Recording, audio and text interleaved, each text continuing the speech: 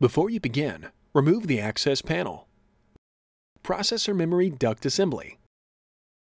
M.2 SSD adapter boards, if installed. M.2 SSD adapter board guide. Upper memory fan. And front I/O module. Removal. Remove the memory card reader cable from the routing hook on the front I/O module. On the bottom of the front I/O module, release the retention tab and slide the memory card reader toward the rear of the front I/O module. Lift the memory card reader off of the front I/O module and remove. Replacement. Important. If a memory card reader has not been previously installed, remove the memory card reader bracket from the front I/O module.